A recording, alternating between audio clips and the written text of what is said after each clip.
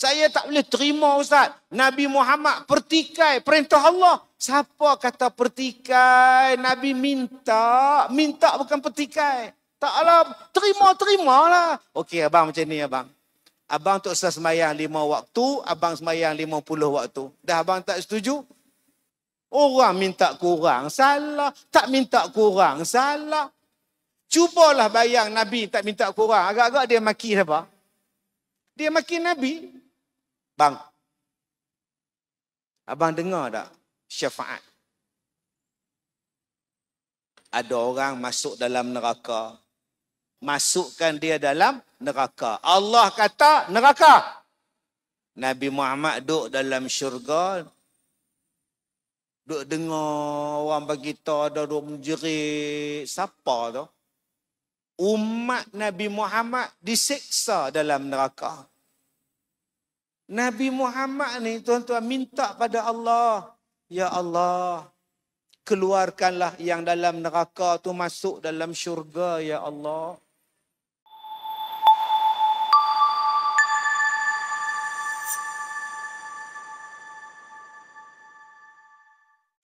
Tuan-tuan yang saya muliakan. Allah Ta'ala menyebut di dalam Al-Quran peristiwa Isra' dan Mi'raj itu tujuannya ialah linuriyahu min ayatina. Supaya kami menunjukkan kekuasaan kami. Innahu huwas sami'ul basir. Sesungguhnya Allah Ta'ala ni mahalah mendengar, mahalah melihat. Tuan-tuan yang saya muliakan. Banyak persoalan pada akhir-akhir ini membincangkan Isra' dan Mi'raj daripada sudut logik akal. Saya pernah dengar satu kuliah. Dia tanya, siapa yang menyaksikan Nabi Muhammad itu naik ke langit? Siapa? Kalau Nabi Musa membelah laut, ada saksi. Kalau Nabi Ibrahim dibakar tidak hangus, ada saksi. Tapi kalau Nabi Muhammad naik ke langit, siapa saksi? Nampak. Yang berceramah itu ustaz, doktor. Dia membawa satu kepercayaan bahawa kalau Muhammad tidak pergi, kalau dia bermimpi bagaimana? Sudah tuan-tuan. Dia menimbulkan suatu kepercayaan, pemahaman yang baru konon-kononnya. Dia kata kita kena berfikir pada logik, kata dia. Pada akal. Satu. Ada juga yang berkata Allah itu berada di langit. Sebab itulah Nabi Muhammad naik ke langit. Kemudian dia tanya pula pada kita. Kalaulah Allah tidak ada di langit, buat apa Nabi naik ke langit? Buat apa? Buat apa? 3 kali dia tanya. Buat apa naik ke langit? Oi. Dia kata Allah ada di langit, tuan-tuan. Puak-puak. Habis itu Nabi Muhammad mendapat wahyu dalam gua. Adakah Allah duduk dalam gua? Ni rumah Allah. Adakah Allah duduk dalam rumah? Ka'batullah tu Baitullahil Haram. Rumah Allah. Adakah Allah duduk dalam Baitullah? Dahsyat tuan-tuan. Akhirnya, orang Islam sendiri mula mempertikaikan peristiwa Isra' dan Mi'raj. Akhirnya orang Islam sendiri dah mula ragu-ragu. Kerana yang memeragukan umat Islam itu ialah orang yang mendakwa dia mempunyai pengetahuan, mempunyai ilmu lebih daripada kita. Tuan-tuan yang saya muliakan. Sebab itu kita bersyukur tuan-tuan. Di Malaysia, tradisi kita 27 Rejab akan disambut sebagai satu upacara yang besar. Memperingati peristiwa Isra' dan Mi'raj. Malah di pondok-pondok masih lagi mengajar tentang kitab Isra' dan Mi'raj. Di sekolah saya tahun lepas saya baca Isra' dan Mi'raj, satu kitab, seminggu baru habis. Cerita daripada awal sampai habis, cerita kenapa Nabi Mi'raj, kenapa di Isra', kenapa je ni, hikmah dia, seminggu baru habis. Ada lagi orang yang memberikan pemahaman, penerangan yang betul tentang Isra' dan Mi'raj. Dan kita bimbang, bila tidak ada lagi perkara-perkara seperti yang kita buat pada malam ini, kedudukan dan kepercayaan telah dirombak sikit demi sedikit tadi akan berbekas dalam pemikiran kita. Khususnya anak-anak muda yang konon-kononnya berpikiran secara logis. Berpikiran sebagai orang yang saya berpikiran saya Ustaz, dia rasa bahawa otak dia terlalu besar, terlalu agung nak memikirkan keagungan Tuhan. Baik. Dia rasa bahawa kepandaian dia, PhD dia dah boleh layak mempertikaikan. PhD dia dah boleh mengatakan bahawa yang ni tak betul, yang ni tak betul, yang ni tak betul. Tuan-tuan yang saya muliakan. Kalau orang tanya kita, apa tujuan Isra'? Apa tujuan Mi'raj? Linuriyahu min ayatina, supaya kami tunjukkan kekuasaan kami, supaya kami tunjukkan kebesaran kami, supaya kami tunjukkan ayat-ayat kebesaran kami. Siapa dia? Ayat-ayat tanda-tanda kebesaran Allah. Jawapan dia simple. Nak tunjukkan kebesaran Allah. Kalau tak ditunjukkan kebesaran Allah, kita beranggapan bahawa kita yang paling besar. Kalau Allah tak tunjukkan kebesaran dia, kita rasa kita ni paling hebat. Dengan ilmu yang kita ada, bergulung-gulung ijazah yang kita ada, dengan pangkat yang kita ada, kita rasa bahawa kita ni dah besar. Maka Allah tutup. Allah kata kamu tu sangat kecil. Yang besarnya ialah Allah yang maha agung, yang maha besar. Lalu dibawa Nabi Muhammad sallallahu alaihi wasallam, ditunjukkan kebesaran-kebesaran Allah untuk disampaikan kepada kita bahawa kita ni adalah kecil, kita ni tak ada apa-apa di sisi Allah, malah kita sendiri tidak ada upaya, la haula wala quwata illa billah. Okey Ustaz, kalau Nabi Muhammad naik ke langit, Ustaz kata dia bukan Allah duduk di langit. Itu kenapa Nabi Muhammad dibawa ke langit? Kalau Allah tak duduk di langit. Kalau kita dijemput ke Mekah, adakah Allah di Kaabah? Ni tuan-tuan, kita ni dah dapat surat tabung haji dah. Duk tengok dalam online, tahniah, awak dah dapat panggilan haji. Leha, alhamdulillah leha, kita jadi tetamu Allah. Kita jadi tetamu Allah. Nak ke mana bang? Mekah buat haji. Jadi tetamu Allah. Allah ada kat Mekah lah. Nama tetamu Allah. Allah ada kat Mekah. Allah tuan rumah kat duduk di Kaabah tu. Labbaik Allah. Mai. Aku duduk Kaabah ni. Adakah Allah macam tu? Jangan faham Allah duduk di Kaabah. Allah duduk di Mekah. Allah duduk di depan hotel Mekah Tower. Tak. Kita sebagai tetamu Allah. Duyufur Rahman. Bukan maknanya Allah ada di Mekah. Yang Nabi Muhammad naik sampai Sidratul Muntaha. Kemudian duduk di Mustawa. Apa dia? Di situ adalah tempatnya, makamnya, kedudukannya yang diberikan kepada Nabi Muhammad sallallahu alaihi wasallam. Bukan Allah duduk di situ. Nabi Muhammad diberikan kedudukan yang baik, kedudukan yang sangat istimewa. Nah, di Mustawa, di Sidratul Muntaha, atas lagi duduk di situ. Maknanya tempat Nabi Muhammad duduk untuk menerima perintah Allah. Bukan Allah duduk di situ. Allah bukannya bertempat macam kita. Allah bukannya berjirim macam kita.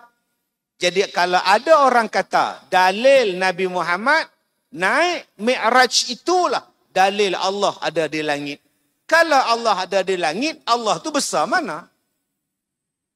Kalau Allah duduk di langit, besar mana Allah? Ada kata janganlah cari Allah besar mana. Percaya Allah ada di langit, sudahlah. Lah, bila Allah dah bertempat, maknanya Allah tu berjisim, berjirim. Mana mungkin Allah ada darah, daging semuanya bertempat macam kita duduk. Jadi tuan-tuan yang saya muliakan, kalau orang tanya pada kita, Nabi Muhammad naik ke langit itu, dibawa naik ke langit, duduk di Sidratul Muntaha, duduk di Mustawa. Pasal apa?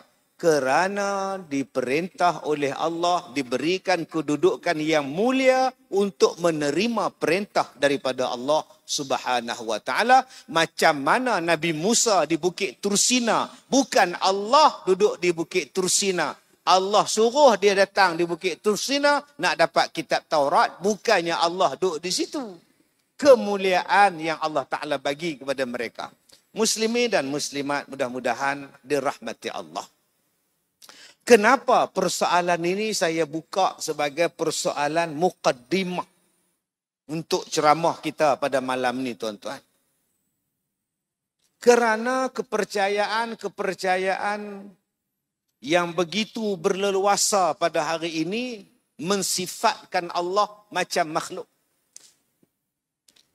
Dia kata kalau Allah tak ada, kalau Allah kita tak nampak, kalau Allah tu tak nampak, macam mana dia jadi Tuhan? Dia mula mensifatkan Tuhan. Ini aliran-aliran yang dah masuk dalam pemikiran kita.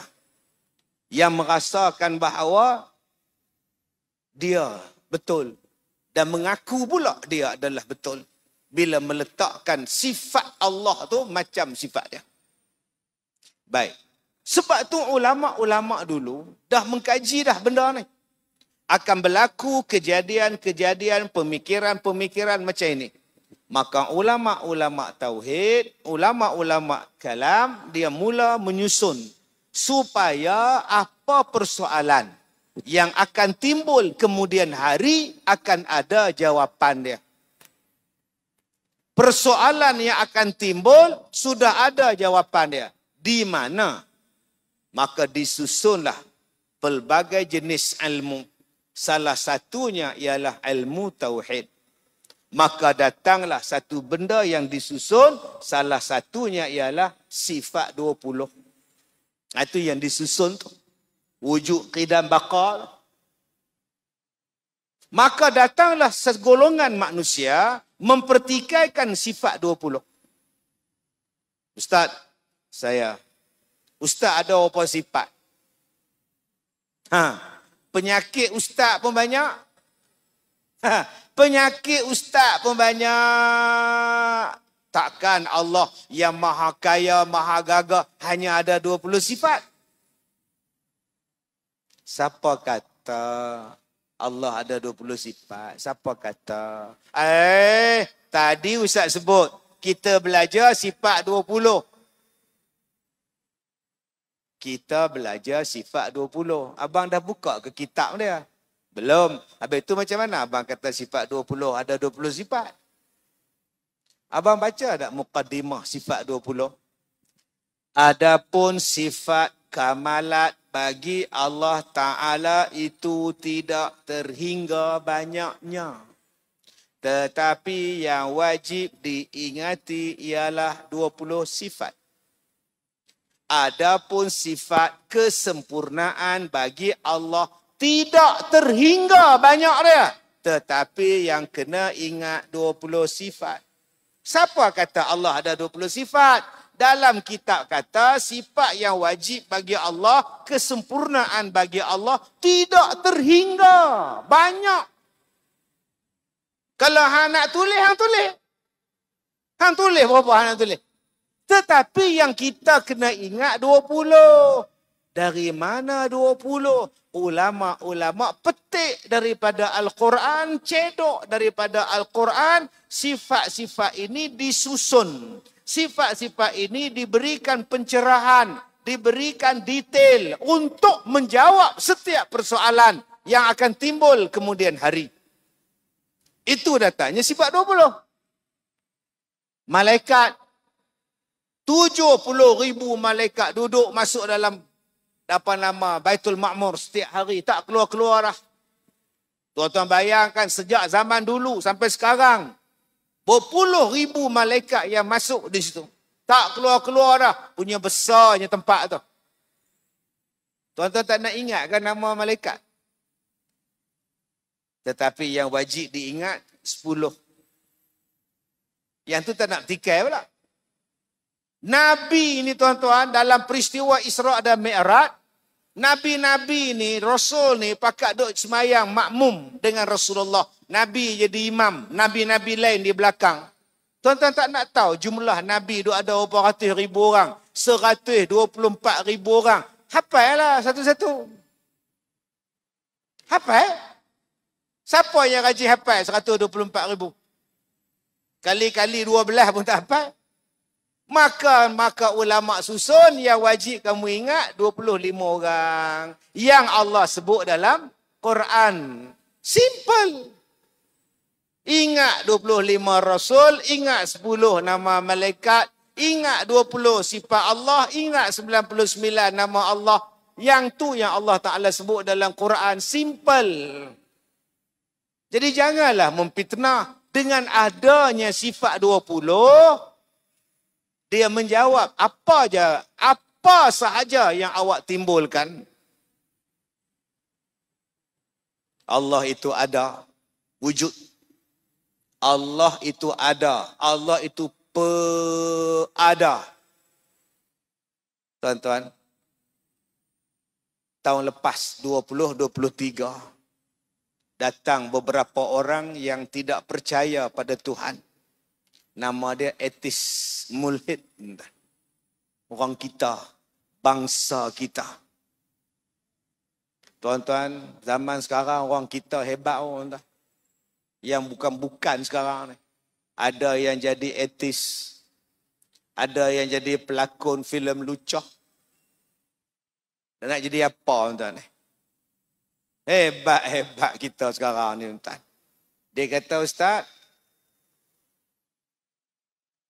kami bersyukur pada Tuhan. Kerana Tuhanlah menjadikan kami etis. Dia cakap macam tu kat saya tau. Kerana Tuhanlah menjadikan kami etis. Syukur. Kerana Tuhan menjadikan kami etis. Ulang balik bang. Kerana Tuhanlah kami etis. Ulang balik bang. Kerana Tuhanlah kami jadi etis. Etis tu apa bang? Tak percaya adanya Tuhan. Tak percaya adanya agama. Agama ni candu. Agama ni merosakkan. Kerana Tuhanlah kami jadi etis. Abang tak percaya pada Tuhan? Ya. Tadi abang sebut kerana Tuhanlah kami etis. Maknanya abang percaya? Etis tu tak percaya dengan Tuhan. Tapi awal-awal abang sebut pada saya, kerana Tuhanlah kami etis. Maknanya adalah Tuhan. Abang nak cakap apa? Itulah maknanya wujud. Apa benda yang dalam dunia ni kerana adanya Allah Ta'ala. Kalau tak ada benda dalam dunia ni pun, Allah tetap ada. Jawapan itu dah diajar dalam sifat 20. Sebab tu saya cerita dulu. Satu orang, dia main, dia kata, Ustaz, ya, saya duk tengok Ustaz dalam YouTube, dalam FB apa semua. Hari ni saya datang nak tengok muka Ustaz berdepan dengan saya. Dan saya nampak Ustaz betul-betul ada depan saya. Maknanya Ustaz ada. Saya nampak, saya tengok Ustaz ada. Ya. Ustaz kata Allah ada. Ya.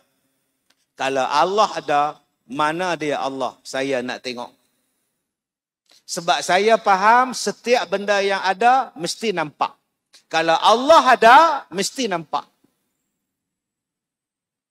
Saya pun ambil air, saya bagi dia minum. Dia langgah air tu. Dia tak boleh gelas. Saya kata dekat dia, tadi akak dahaga. Ya. Boleh akak tunjuk kat saya mana dia dahaga? Apa Ustaz ni? Kenapa? Mana nampak? Tadi akak cakap Setiap benda yang ada mesti nampak.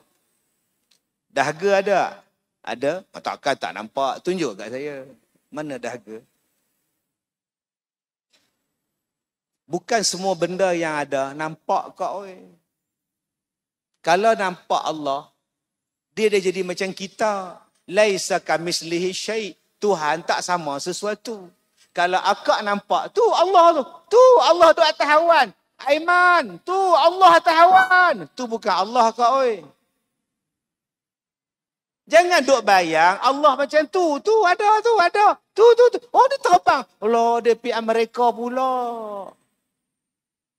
Kalau akak membayangkan Allah macam tu, maknanya Allah dah jadi kita. Sifat Allah bukan macam tu. Allah tak sama. Sebab tu sifat 20 menerangkan laisa kamislihi syai'. Tak sama.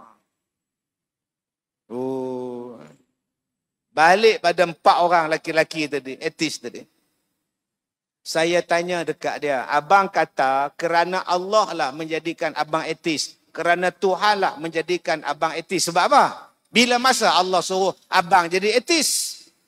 Dia jawab, sebab Tuhan tak pernah tunjukkan dia di mana. Kalaulah sekali je Tuhan tunjuk, aku Allah, saya percaya. Ni daripada saya beranak sampai sekarang, saya tak pernah tengok Allah. Kalaulah dia tunjuk, Ustaz, saya tak etis, Ustaz. Masalah dia, Allah tak pernah menjelmakan dirinya.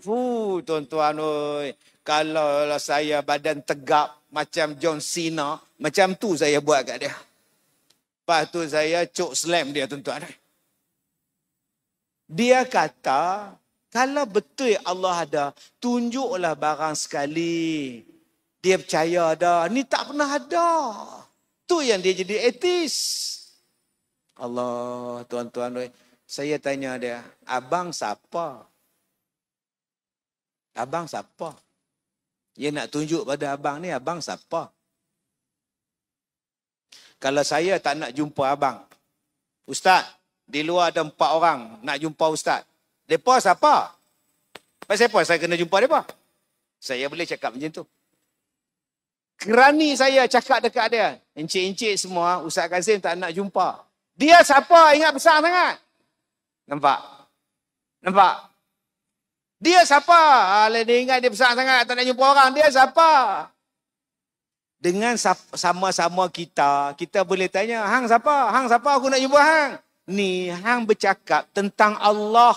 Allah tu maha agung. Allah tu maha kaya. Allah tu maha besar. Kita ni maha hina. Siapalah kita nak layak nampak Tuhan? Hang tu hamba. Memadailah hang percaya bahawa Allah ada, Allah maha besar. Sebab itu tuan-tuan, di dalam peristiwa Isra' dan Mi'raj, dia adalah persoalan iman. Persoalan akidah. Persoalan tauhid. Persoalan akhlak. Adanya dalam peristiwa Isra' dan Mi'raj. Ada, dia kata, Nabi Muhammad Ustaz naik ke langit, tak ada pakai baju angkasawan ke? Nabi Muhammad naik ke langit ni Ustaz, tak pakai roket ke? Allah. Hang tahu tak, Allah tu maha besar. Tanda kebesaran Allah naik ke sana tak perlukan apa-apa. Hang tak baca ke ayat Quran, innama amruhu idza arada syai'a ay yaqula lahu kun fayakun. Sebab itu dalam sifat 20 ada pelajaran nama dia kudrah. Allah maha berkuasa. Hang nak buat apa? Hang heran Nabi Muhammad naik ke langit. Kenapa kamu tidak hairan bagaimana kejadian kamu? Ni dalam masjid ni, satu dunia ni sejak zaman Nabi Adam dulu sampai sekarang ni, Adam tu asal daripada tanah. Cuba guna logik macam mana tanah boleh bercakap. Macam mana tanah boleh bercakap, macam mana tanah ada mata, macam mana tanah ada telinga. Macam mana tanah ada jantung, buah pinggang, darah. Macam mana tanah boleh jadi daging, tulang. Allah yang maha berkuasa buat. Simple. Kita ni asal daripada air benih, air mani. Min nutfatin amsyajin nabtalih faja'alnahu sami'an basira. Kita ni asal daripada air yang hina. Ni nama dia air minuman, drinking water. Kalau saya bagi pada tuan-tuan, semua ambil minum. Maknanya air ni tak hina orang minum. Kalaulah dibubuh air mani dalam botol ni, Abang Haji minumlah. Tobat lahub dia baling kat saya balik tuan. Tak ada siapa tak nak air mani. Tuan-tuan tengok orang duduk berniaga di bawah tu. Macam-macam air balang ada. Cuba tengok bulan Ramadan nanti. Macam-macam air balang jual. Air Katira lah, air Bandung lah. Menjerit-jerit pukul 6 petang. Ais kelapa, ais Bandung, air Katira, ais kelapa, air Bandung, air Katira, air mani. Agak-agak gerai dia laku. Air mani, air mani, air mani. Air mani. RM2, RM2, Kau ingat main RM2. Tak ada siapa yang nak beli. Itulah asal kita. Daripada air ada mata. Daripada air ada otak. Daripada air boleh jadi darah. Engkau heran Nabi Muhammad naik ke langit. Kenapa engkau tak heran? Engkau tu daripada mana? Cap jari tak sama, DNA tak sama, rambut tak sama, darah pun tak sama, air liur pun tak sama, kulit pun tak sama. Ni Kak Som, kalau ada orang perempuan kena rogol, masuk hospital kena rogol, polis datang, forensik datang, apa dia buat? Dia periksa kuku orang yang kena rogol. Dia periksa kuku, dia tengok, dia ambil. Sebab di kuku tu ada kulit orang yang rogol dia. Sebab orang yang kena rogol dia akan cakar. Dia akan cakar orang yang merogol dia. Kulit dia melekat di sini. Daripada kulit tu kita tahu siapa yang rogol Kak Som. Melainkan Kak Som, rogol lah tak apa. Dan tu lain. Di badan Kak Som tu ada air liur dia, silat-silat ada rambut dia. Rambut tu boleh bagi tahu, air liur boleh bagi tahu. Siapa yang rogol Kak Som? Tak sama. Bukan satu masjid ni, satu dunia.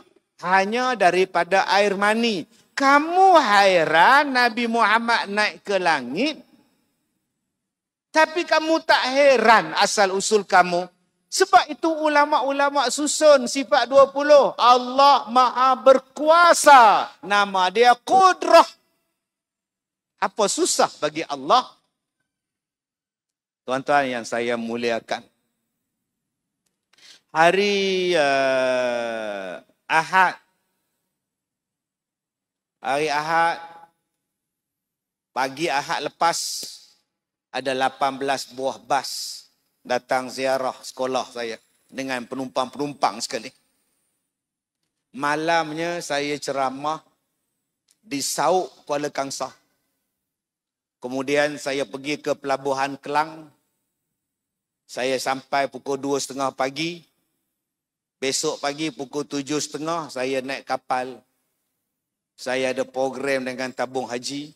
Naik kapal daripada Pelabuhan Kelang pergi ke Phuket. Habis di Phuket, program di Phuket, patah balik sampai pula Singapura. Malam tadi saya di Singapura. Sekarang ni jam 9.30 malam ni, malam tadi saya di Singapura. Saya sampai di Kelang tadi pukul 12.30 tengah hari. Nak cok pasport lah apa semua, nak main sini pula tuan-tuan, raya Cina pula ramai orang. Dari Sauk, Pelabuhan Kelang, Pulau Phuket, Singapura, Pelabuhan Kelang, patah balik ke Temerloh.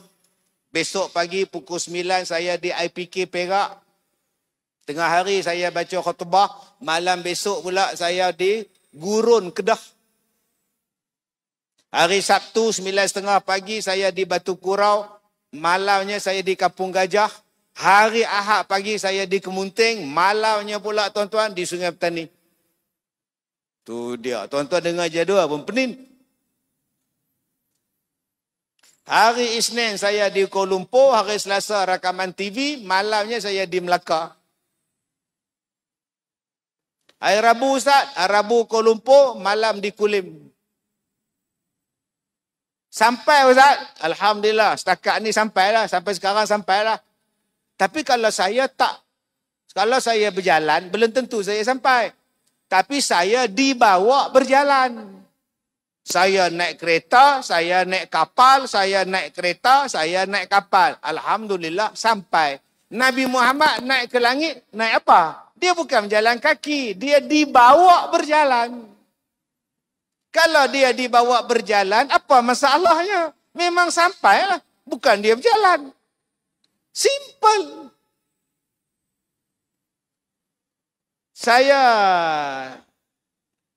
Pemandu saya ambil saya daripada Ipoh sampai ke Pelabuhan Kelang, sampai ke masjid tuan-tuan.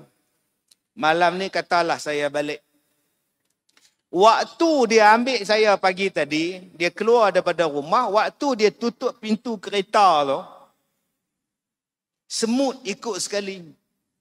Kecil je semut, duduk dekat dashboard, dekat cermin. Semut pun ikut sekali pergi Kelang, mai ke Temerloh, balik ke Ipoh, pukul 4 pagi sampai. Driver saya keluar, dia pun keluar semut. Masuk sarang semut. Isteri dia tunggu. Amboi, pergi berjalan, pergi mana? Pergi Temerloh. Semut kata kat isteri dia, pergi mana? Temerloh. Abang ni makan ubat ke belum? Pasal apa pula?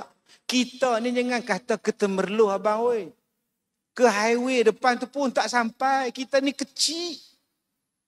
Abang tak berjalan kaki. Abang naik kereta Ustaz Kazim. Oi, sekali dia tekan minyak, sejuk mata memandang. Jauh. Kalau betul abang pergi ikut naik kereta dia, abang ke mana? Pagi tadi abang pergi Pelabuhan Kelang. Tengok kapal berlabuh dekat pelabuhan besar kapalnya. Nampak tak? Habis tu pula abang pergi pula lalu dekat Temerloh, lalu dekat Genting Sempah, lalu dekat Bentong, masuk tol Temerloh. Masya Allah banyak ikan patin. Restoran daripada keluar tol sampai ke hotel, ikan patin semua. Habis tu, ini baru abang balik. Abang pergi naik apa? Naik kereta. Memang sampailah dia dibawa. Kalau semut boleh sampai Temerloh, Allah Ta'ala bawa apa jemput Nabi Muhammad naik. Lagi bolehlah, Allah Maha berkuasa. La ilaha illallah. Ni dia pahaman macam ni tuan-tuan. Dia bawa. Nabi Muhammad tu tak bernafas ke? Nabi Muhammad tu tak guna oksigen ke? La ilaha illallah tuan-tuan. Oh, dia membayangkan dia tu macam Nabi. Ini parah ni tuan-tuan. Ini parah ni. Okey Ustaz. Ustaz dah jawab persoalan tu. Okey. Saya nak tanya Ustaz satu benda. Ya. Nabi Muhammad ni orang yang paling taat kan? Ya. Nabi Muhammad lah yang paling taat kan, paling bertakwa kan? Ya. Jadi soalan saya, orang bertakwa ni dia tak petikai kan perintah Allah kan? Ya. Jadi soalan saya, Nabi Muhammad dapat perintah 50 kali semayang kan, sehari semalam kan? Ya. Kenapa Nabi Muhammad minta kurang? Kalau dah kata Nabi Muhammad tu orang yang paling bertakwa, takkan dia nak minta kurang lagi perintah Allah? Sila jawab Ustaz. Sebab tu saya bukan tak percaya Isra' Mi'raj, tapi saya rasional Ustaz. Rasional kepala otak kan.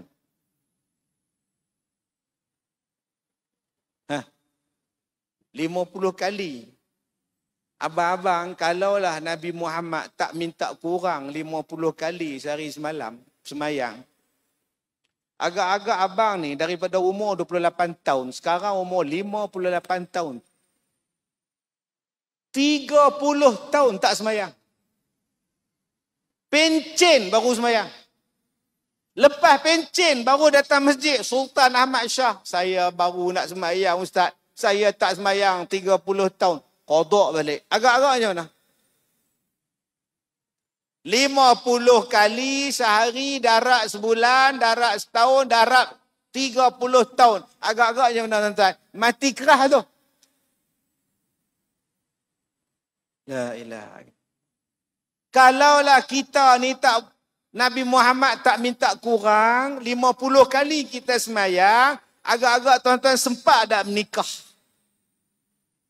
Nak buat anak pun tak dan kat sumur. Elok-elok akad nikah ya. Allahu Akbar, Allahu Akbar. Maya. Elok masuk bilik. Allahu Akbar, Allahu Akbar. Keluar balik. Elok duduk atas katil. Allah. Tak ada beranak kat sumur. Yang Nabi minta kurang bukan untuk dia. Yang Nabi minta kurang tu kerana kita. Sebab apa Ustaz? At-Taubah.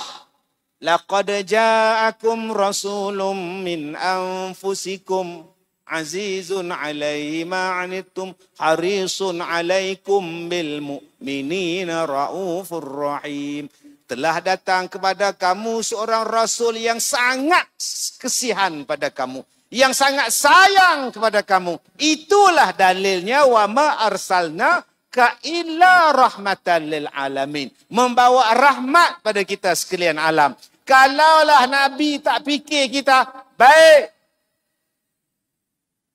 Semayanglah 50.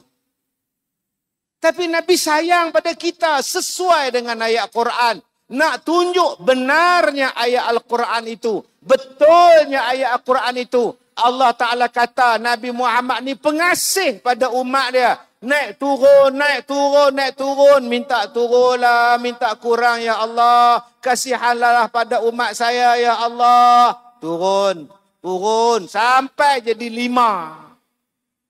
Tu pun ada lagi yang menjawab. Kalaulah Nabi naik lagi sekali cantiknya. Aduh, tak payah sembahyang langsung. Sudah tuan-tuan, ni parah ni tuan-tuan ni. Paksa dia sayang pada kita. Walaupun dia minta kurang pada kita, Nabi Muhammad sembahyang dia berkurang lah. Tak. Nabi Muhammad dia tak buat duha 2 rakaat macam kita. Sehari dia berapa rakaat cuba kira?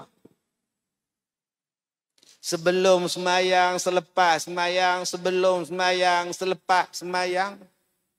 Belum masuk semayang malam, belum masuk semayang duha. Dia minta kurang untuk kita. Nabi semayang panjang. Kita ni rasa 8 rakaat tarawih panjang sangat dah. Saya nak ikut macam Nabi. 8 rakaat. 9 malam start, 9.10 habis. Macam Nabi kau. Nabi Muhammad sembahyang sunat selepas Al-Fatihah, Al-Baqarah, Ali Imran, An-Nisa. Kak Som, lepas Nabi baca Fatihah, 3 surah Kak Som sembahyang sunat berdiri Nabi. Oh macam suami Kak Som. Suami Kak Som pun 3 surah Ustaz. Qul huwallah, qul a'udzu birabbil falaq. Eloklah Kak Som. Kalau nak ikut Nabi, jangan buat 8. Panjang macam Nabi. Pukul 2 pagi belum tentu habis lagi. Jadi janganlah kita petikaikan orang. Hang je kata hang betul. Kamu saja kamu betul. Orang lain salah. Kalau kamu nak ikut Nabi, betul-betul lah. Ini tidak. Nu bida'ah, bida'ah. Aku je tak bida'ah. Amboi. Semayang 10 minit kata macam Nabi. Ustaz, ya. Saya buat 20. Bagus. Berapa minit? 10 minit Ustaz. Astaghfirullahalazim. Yang ni lagi parah. Semayang tarawih 20 rakaat 7 minit. Tuan-tuan tak tengok dalam YouTube. Allahu Akbar, amin, ahad. Allahu Akbar, Allahu Akbar, Allahu Akbar, amin, ahad. Assalamualaikum, Allahu Akbar, amin, ahad. Nasib baik dengan ahad, tahu juga qul huwallah. Kalau lah dia tutup dengan Sabtu, surah apa ni Sabtu ni? Hang kata hang ikut Nabi macam itu. Simple. Kamu nak buat 8 pun boleh, 10 pun boleh, 12 pun boleh, 16 pun boleh, 20 pun boleh. Silakan. Simple. Rahmat. Kalaulah Nabi tetapkan mesti sekian-sekian banyak tarawih, oh, hancur kita. Kalaulah tiap-tiap malam Nabi Muhammad sembahyang tarawih di masjid berjamaah, Allah tuan-tuan, oh, hak jaga anak, yang mengandung, yang meniaga, yang kerja kilang, yang reba grab, yang kereta api, yang bawa kapal terbang macam mana ustaz? Oh, Nabi tu kan dia pembawa rahmat. Kenapa yang kita hari ini nak bergaduh tentang Nabi entah? Malang nasib kita. Yang orang macam ni sama-sama Melayu, Islam, tak habis-habis berebut puasa. Yang tergadai habis hak-hak tanah-tanah orang kita. Hak pemimpin berebut kuasa. Yang ulama-ulama pula duk bawa pahaman bagi bergaduh. Tu macam mana nasib bangsa kita ni tuan-tuan? Yang satu puak bertelagah kerana pahaman parti. Yang satu puak lagi pahaman aliran pemikiran. Duk dalam satu masjid tapi hati lain-lain. Dalam satu saf pemikiran lain-lain. Sambut Isra' Mi'raj. Nabi tak sambut ya. Nabi tak sambut ya. Balik. Tak ada Isra' Mi'raj. 27 Rejab ni pun dipertikaikan ya. Ulama-ulama tak sepakat 27 ya. Jadi jangan sambut. Balik. Balik main lato-lato. Bayangkan tuan-tuan, apa nak jadi orang Islam kita hari ini? Semua berkaitan dengan Islam, dia tukang pertikai. Besok hari Jumaat, Bilal azan kali kedua. Nabi tidak azan 2 kali Jumaat ya. Nabi azan sekali. Dah bergaduh pula.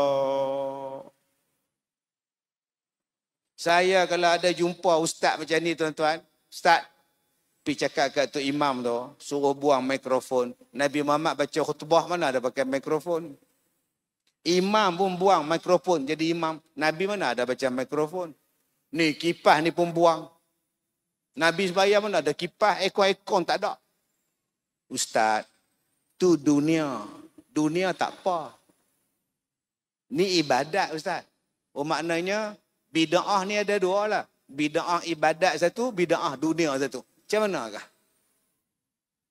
Adakah bid'ah ni terbahagi 2? Dulu dia kata bid'ah ni tak ada bid'ah dolalah, tak ada bid'ah hasanah. Semua dolalah belakang.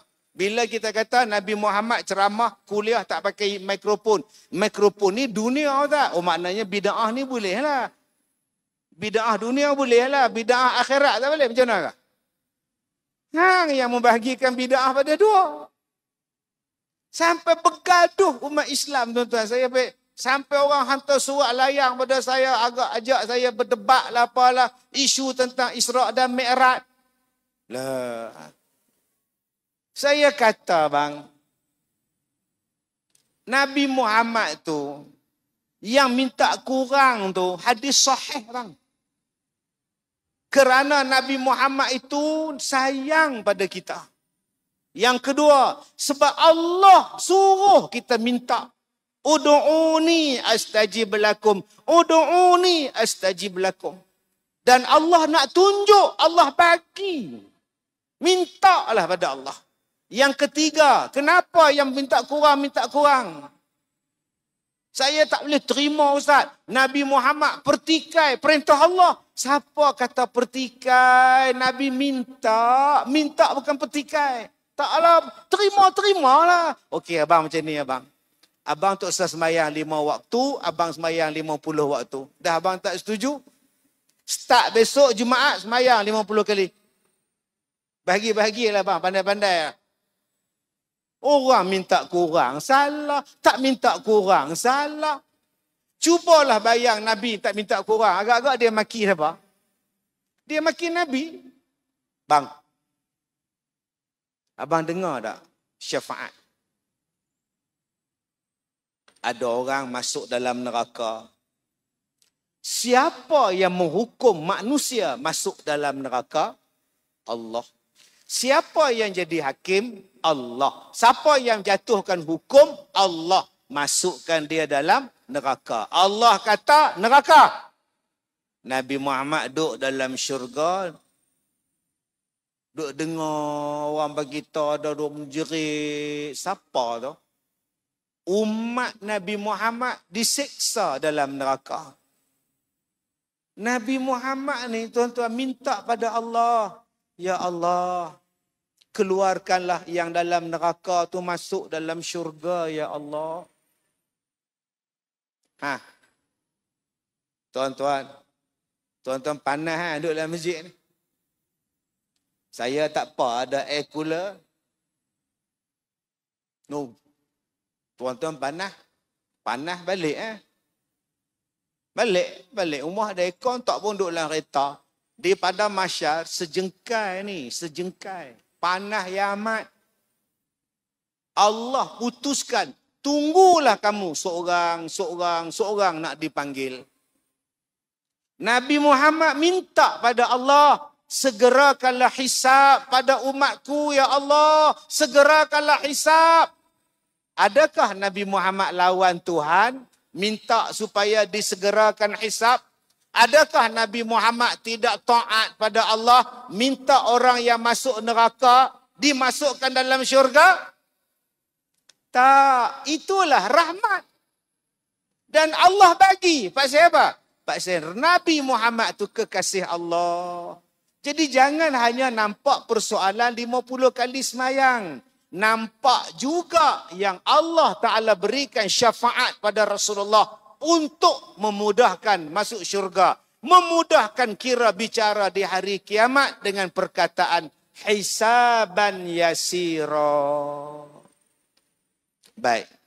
Jadi, kalau ada orang kata Nabi Muhammad ni tak taat dan ada pula yang kata Allah Ta'ala ni maha mengetahui. Takkan dia tak tahu umat Nabi Muhammad lemah-lemah sampai bagi 50?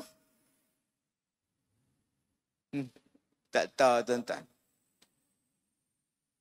Kalaulah ceramah agama tak ada, kuliah agama tak ada, puak-puak ni akan ambil alih.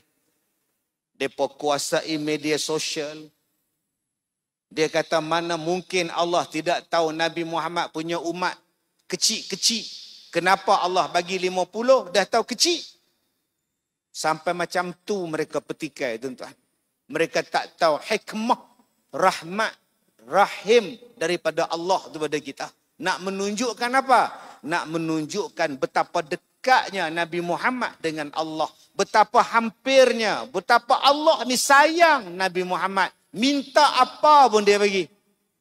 Kalaulah Allah begitu rapat dengan Rasulullah, sayang pada Rasulullah, kenapa kita tak tumpang juga kasih sayang tu? Jom kita rapat dengan Rasulullah supaya Allah sayang pada kita. Sebab tu dalam Islam ada perkataan tawassul. Hari ini ada pula orang kata, mana boleh minta tawassul, mana boleh bertawassul dengan Rasulullah. Hang siapa ni? Nabi Muhammad ni. Nak dapat perintah solat dibawa sampai dapat kedudukan paling tinggi sekali. Minta apa pun Allah Ta'ala bagi atas Nabi Muhammad. Kenapa kau tak minta Rasulullah? Dia rapat dengan Allah. Tu datanya tawassul. Tuan-tuan, hari ni apa nak jadi manusia? Dia tak nak ambil pengajaran daripada apa yang berlaku terhadap Nabi. Dia anggap Nabi dengan dia tu sama. Kedudukan sama. Sampai ada yang kata Muhammad saja. Sedangkan Allah dah sebut dalam Quran, la taj'alud du'a ar-rasul. Jangan kamu panggil Nabi macam kamu panggil kawan-kawan kamu. Ada orang panggil Nabi kita Muhammad. Muhammad. Muhammad merupakan anak yatim. Muhammad. Hai ingat Muhammad itu satu sekolah dengan hang. Panggillah Nabi Muhammad. Panggillah Sayyidina. Panggillah Nabi Muhammad, Rasulullah. Tidak. Muhammad merupakan seorang anak yatim. Muhammad merupakan, hanya Muhammad. Siapa Muhammad ni? Allah larang panggil Nabi macam tu.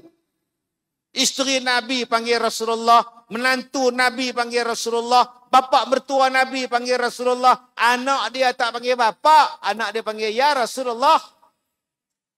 Mari zaman kita panggil Nabi Muhammad. Lah. Ada yang panggil Nabi Ibrahim, Ibrahim. Ibrahim dan anaknya Ismail. Hai ingat siapa? Reunion sekolah hang. Panggillah Nabi. Tuan-tuan, last. Nak habis lah. Okey. Nak habis lah ceramah tuan. Alhamdulillah. Baik, terima kasih bang. Terima kasih.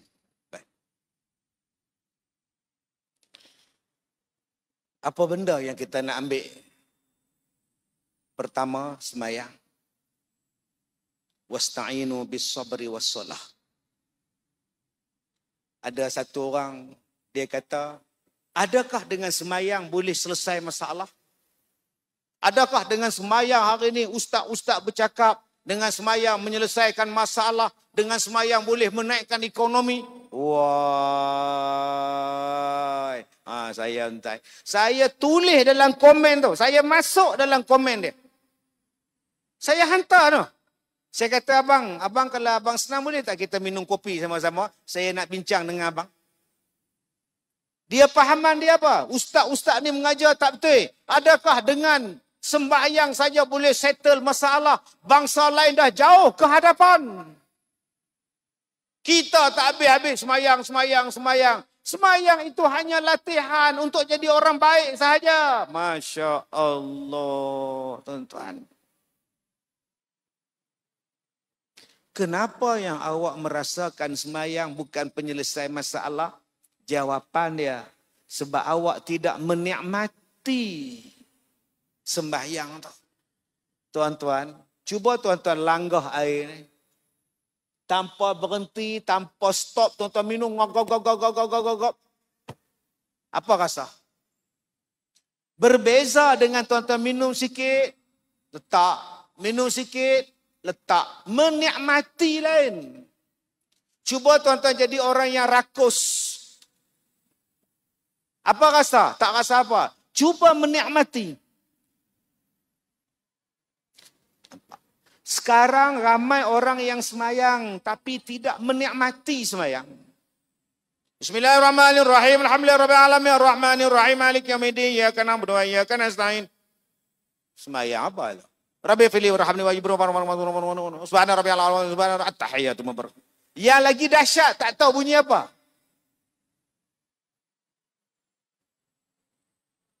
Hamba apa? Kamu tak bercakap dengan Allah, kamu tidak berbicara dengan Allah, kamu tak mengadu pada Allah. Betapa besarnya perintah solat dapat di kedudukan paling tinggi. Allah bagi kedudukan paling tinggi untuk dapat solat. Maknanya solat mesti hebat. Tengok-tengok kita sembahyang hari ini tuan-tuan. Allah. Abang tak baca iftitah sunat. Abang tak ke masjid. Allah, orang lain dah pergi dah. Abang di rumah sama juga. Abang sembahyang di mana abang? Tak rebut sah depan. Tak apa, kita orang tak penting. Kita belakang pun tak apa. Nampak? Tengah-tengah sembahyang, duk gagau, poket baju Melayu, duk cari kunci motor. Oh, ada. Ada entah ni tu. Dia tak berasa nikmat sembahyang. Macam mana nak rasa? Macam mana nak tolong Allah, nak tolong dia? Dia tak pernah bercakap.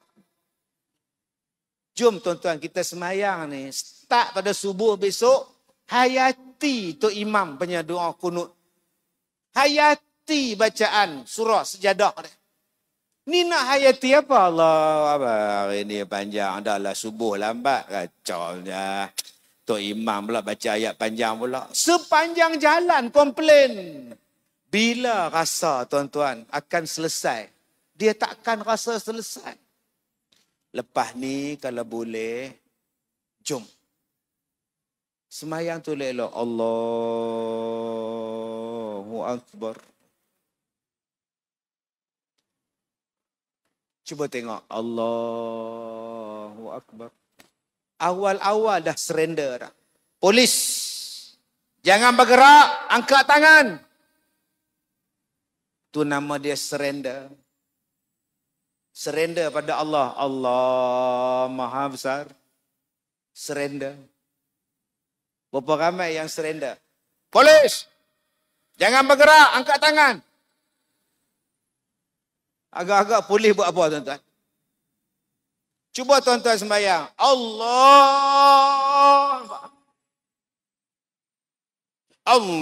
Akbar. Allahu Akbar. Langsung tak bunyi. Nak rasa apa? Cubalah melazatkan sembahyang tu. Allahu Akbar. Allahu Akbar kabira. Bercakap dengan Tuhan. Subhana rabbiyal a'la wa bihamdih. Berapa ramai yang sembahyang? Subhanallah, subhanallah, subhanallah. Lagi takut.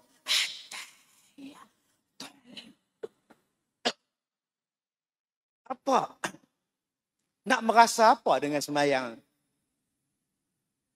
Satu. Ni, kita hari ni bulan zakat, bulan wakaf.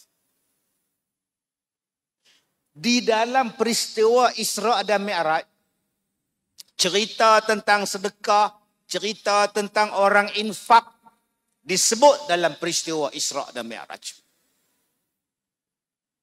Tetapi berapa ramai yang rasa bahawa Isra' dan Mi'raj itu memberikan satu gambaran kepada kita bahawa harta yang kita ada, pemberian yang kita ada ini, yang Allah bagi pada kita ini boleh bertambah dan dibawa ke akhirat. Ada orang kata, Ustaz, harta tak bawa mati, Ustaz. Harta tak bawa ke kubur, Ustaz. Harta tinggal, Ustaz. Betul, harta tinggal. Kalau tu kenapa tak bawa? Awak ada anak? Ya. Boleh tak anak awak tu bawa dalam kubur? Boleh. Jadikan dia anak soleh. Anak awak akan bantu awak di kubur. Boleh tak harta kita bantu kita dalam kubur? Boleh. Jadikan sedekah. Jadikan jariah. Dia tolong kita dalam kubur. Isra' Mi'raj bagi tahu tuan-tuan. Masalul lazina yunfiquna amwalahum fi sabilillah. Tanam sebatang sebiji benih, tumbuh dahan. Satu dahan tu ada 100 biji, ada 700 dah. 700 biji dengan 7 dahan. Sekali kau sedekah, 700 kali ganda. Dan kalau nak jadi kaya, itulah dia. Wakaf dan zakat jadi kaya. Baik, kenapa Ustaz saya tak kaya-kaya? Ini masalah dia tak. Baik. Siapa kata zakat tak kaya? Siapa kata wakaf tak kaya? Saya bila datang bulan Syaban, saya berdebar-debar ni tuan-tuan. Nak masuk bulan Ramadan ni saya berdebar. Berdebar saya apa? Macam mana tuan-tuan nak pergi haji? Sekarang tuan-tuan dah belajar, tuan-tuan kursus, tuan-tuan belajar, tuan-tuan ambil berat. Oh, haji ni nak tak mau main-main ni. Saya datang Ramadan macam tu, saya tak mau main-main. Bukan puasa. Zakat. Kenapa Ustaz? Sebab saya membuat kiraan nisab dan haul saya ambil pada bulan Ramadan. Nak ambil keberkatan Ramadan, nak ambil 7 pahala berganda-ganda, saya bayar zakat saya dalam bulan Ramadan. Duk kira lah. Duk kira dah ni. Pendapatan lah apa, simpanan apa semua duk kira. Satu Ramadan ya saya nak pergi jebat zakat. Itulah kerja saya setiap tahun. Satu Ramadan saya akan pergi jebat zakat. Bayar zakat. Sebab apa? Sebab seronok melaksanakan perintah Allah. Ada orang yang pergi ke pejabat zakat, dia minta pegawai tu kira. Ustaz tolong kira, makcik kena bayar zakat tak? Ustaz pun kira, makcik tak payah bayar zakat, makcik tak sampai nisab. Alhamdulillah. Alhamdulillah, dia kata, tuan-tuan, ni parah ni tuan. Dia keluar pada pejabat zakat, dia makan mi kari, ngak, dia makan. Alhamdulillah, kata dia tak bayar zakat. Baik. Tuan-tuan, saya tak kata saya kaya, tapi saya mengajak tuan-tuan wakaf. Saya mengajak tuan-tuan bayar zakat. Pasal apa? Sebab saya ni orang yang makan zakat. Saya ni makan duit zakat. Saya ni makan duit zakat. Lagi sekali saya ulang. Saya ni makan duit zakat. Saya anak yatim. Bapa saya meninggal tahun 73. Saya lahir tahun 72. Umur saya 8 bulan, bapa saya meninggal. Saya orang susah, adik-beradik 7 orang. Saya anak bongsu. 8 bulan umur saya, pak mati. Mak nak tanggung 7 adik ni. 7 beradik. Mak saya kerja apa? Guru Quran. Mengajar rumah orang, mengajar kat dewan, mengajar surau, mengajar Quran. Itulah pendapatan dapat orang sedekah, beli berah. Bila saya masuk sekolah apa semua, habis sekolah, saya kata dekat mak saya, mak, saya tak nak masuk tingkatan 6. Saya tak nak masuk ITM. Saya nak masuk sekolah pondok. Saya best student sekolah saya. SPM saya pelajar cemerlang. Macam-macam saya minta tawaran. Isi borang lah apa semua. Masuk universiti lah apalah. Lah tuan-tuan bila dia panggil saya tak mau pergi. Saya nak masuk sekolah pondok mak. Pergi. Bila masuk sekolah Arab. Saya masuk ibtidai. Umur 18 tahun, duduk dengan budak 6 tahun. Duduk dengan budak 7 tahun. Ada yang 6 tahun, duduk sekali dengan saya. Abang Kazin, tunduk kepala sikit, tak nampak. Tunduk. Budak-budak entah. Tak apa. Masuk kelas permulaan, ibtidai. Umur 18. Masuk kelas Arab.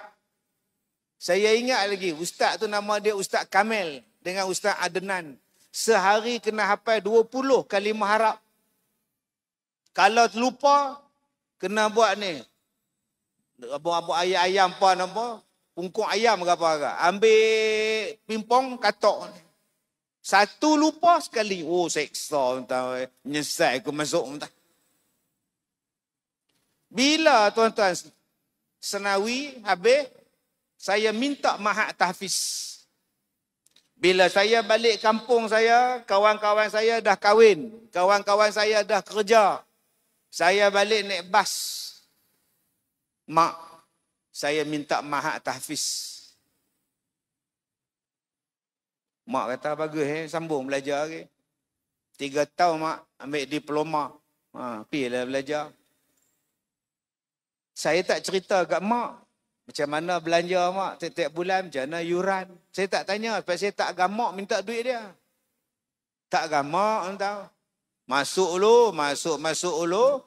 Duk 2 bulan, dapat zakat. Saya dapat derma siswa zakat RM250 sebulan. Fi sabilillah. Telefon mak, cari public. Mak tak payah hantar apa, tak payah mak dapat zakat alhamdulillah mak RM150 duit makan 3 kali sehari, RM100 duit poket. Belanja poket. 3 tahun duk hafal Quran. Dengan duit zakat itulah saya makan, saya belajar, beli kitab apa semua tuan-tuan, duit zakat. Habis diploma. Saya tak gamak lagi nak sambung belajar. No. Tak gamak lagi nak nyusah mak. Tuan-tuan, saya muliakan. Cerita 30 tahun dulu. Dengan zakat itulah saya belajar. Alhamdulillah. Saya kahwin. Saya sambung belajar lagi. Sekarang tuan-tuan saya dah berceramah 34 tahun. Saya naik kapal. Saya pergi ke Phuket. Imam Mansur tu dia kenal saya. Menantu dia kenal saya. Padahal orang Thailand. Saya naik kapal krus orang India. Hello Ustaz. Suami isteri India. Terkejut saya. I selalu follow you punya ceramah. Terima kasih. Saya duduk makan. Pekerja krus datang. Ustaz boleh ambil gambar. Saya orang Bali. Agama Hindu. Boleh ambil gambar. Saya selalu dengar ceramah Ustaz. Agak-agak tuan-tuan, orang yang duk dengar ceramah saya sekarang ni, agak-agak berapa juta orang. Follower saya tak ramai di Facebook, 1.9 juta. TikTok 1.5 juta. Instagram tu ada agak 1 juta lebih. Rancangan televisyen ni tuan-tuan, tapi tak tahu, saya pun tak larat nak masuk. Tua bangkar. Radio ke apa ke, CD ke, kaset ke, YouTube ke, punya banyaknya ceramah. Adakah pahalanya dapat pada saya? Dah. Habis itu pada siapa Ustaz? Orang yang bayar zakat. Yang mana zakat tu dapat pada kami pelajar tahfiz, dapat pada kawan-kawan saya pelajar tahfiz. Kawan saya jadi penceramah, kawan saya jadi pejabat mufti, pegawai istinbat, kawan saya ni tuan-tuan jadi guru kafar, jadi cikgu sekolah, jadi ustaz, ada yang jadi profesor, ada yang jadi doktor tuan-tuan. Mereka ni membesar dengan zakat. Dan tuan-tuan adalah pembayar zakat, tuan-tuan adalah orang yang bayar zakat. Tuan-tuan duduk dalam kubur, bila masa aku jadi penceramah yang pahala banyak? Bila masa yang aku tulis buku? Masa bila yang aku mengajar orang? Masa bila yang aku...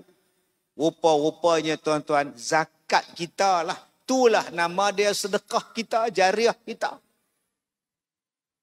Sebab tu, bila Jabatan Agama ni tuan-tuan, bila Pusat Kutipan Zakat dan Wakaf Pahang ni jemput saya. Dia kata, Ustaz, ceramah ni sempena dengan pelancaran bulan zakat, bulan wakaf ni Ustaz. PA saya kata, Ustaz, nak terima tak? Ustaz baru sampai dari Singapura ni, naik kapal ni. Tak tahu lagi jam pula raya Cina punya semua ni. Saya kata, terima. Jam Ustaz? Tak apa, janji pahala. Sebab saya nak mengajak supaya kita di negeri Pahang jadi kaya akhirat. Tuan-tuan tahu tak, bila saya buat wakaf sekolah saya tu didirikan dengan wakaf. Dah 18 tahun. Tah berapa ribu orang yang datang melawat, saya tak tahu. Satu minggu tuan-tuan, ada hampir 40 bas datang. Sabtu Ahad 40 bas. Kali dengan 4 tu ada 800 bas. Tahun lepas saja tuan-tuan, beribu bas yang datang melawat sekolah saya. Yang datang semayang, yang datang belajar, yang duduk. Saya kira-kira tuan-tuan, hampir 100,000 orang tuan-tuan.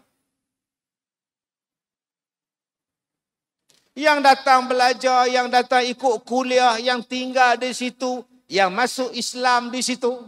Yang terbaru minggu lepas, satu orang masuk Islam.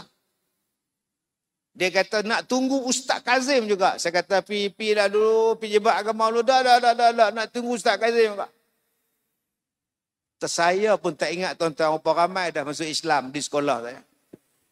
Yang kita bela orang sakit, yang kita jaga orang susah, yang kita jaga orang gila. Anak yatim, fakir miskin. Tuan-tuan, cuba tuan-tuan tengok. Saya ni di antara ustaz yang paling tua yang masih lagi ada dalam Malaysia ni, yang boleh ceramah dalam TV, yang boleh ada lagi di Persada Dakwah Malaysia ni. Saya pun tak tahu berapa hari lagi saya boleh tahan. Ustaz-ustaz lain ramai tak ada dah ada keluar TV zaman saya dulu ni. Ustaz Datuk Badli Shah ni dia muda daripada saya banyak. Dia tak apa muda lagi. Saya hak lebih tua ni tuan-tuan saya. Tapi alhamdulillah dengan wakaf ni tuan-tuan, berapa banyak pahala sampai. Dan tuan-tuan, bila tuan-tuan wakaf ni kita tak tahu wakaf ni besok pergi ke mana. Silap-silap dari situlah buat masjid, buat sekolah, buat madrasah. Kita dah mati dah, tapi pahala masih berjalan. Tuan-tuan, bulan Ramadan tahun ini 18 tahun sekolah saya. Dan 18 tahun kami buat qiyam mulai setiap malam sepanjang Ramadan. Setiap malam Ramadan, pukul 4 pagi qiyam.